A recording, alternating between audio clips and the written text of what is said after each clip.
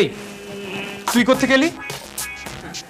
আমাদের জাকারিয়া ভাইয়াকে জিজ্ঞাসা করে, উনি এটাকে এখানে নিয়ে এসেছে। এই আমাকে কেন বলছিস? ওকে জিজ্ঞেস কর। আর রাতেই ঢাকা ল্যান্ড করলাম। বাসায় এসে ফেসবুক খুলতে না খুলতেই দেখি জ্যানেটের স্ট্যাটাস। দায়া লোক সামলাতে পারলাম না, চলে এলাম। তুই আস্তে একটা লোভী। আচ্ছা এরকম বলছিস কেন তোরা আমাকে? আমি কি তোদের বন্ধু না? তুই আমাদের বন্ধু হলে কই ইংল্যান্ড থেকে তো এসেছিস, আমাদের জন্য কি নিয়ে এসেছিস?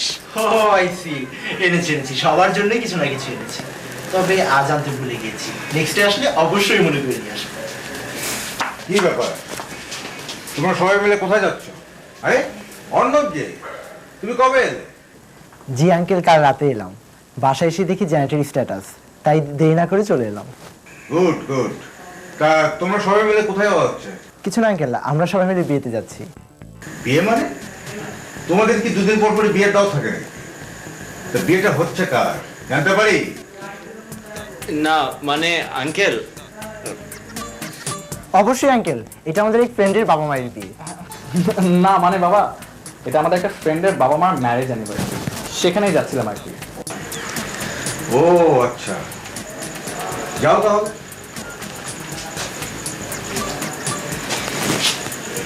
এই বেটা, তোকে না বলেছি বাবার সামনে স্মার্ট সাজতে না? হ্যাঁ, আমার কি দোষ? আঙ্কেল আমাকে জিজ্ঞাসা করলো তাই বললাম। আচ্ছা তুই এত সাধু সাজার ভান করিস কেন সব সময়? আচ্ছা তোরা এসব বাদ দে তো, ওদিকে আবার দেরি হয়ে যাবে।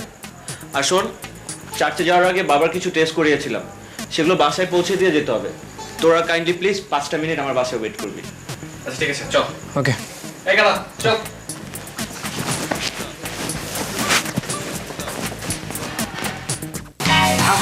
আমার না কেমন ভয় করছে।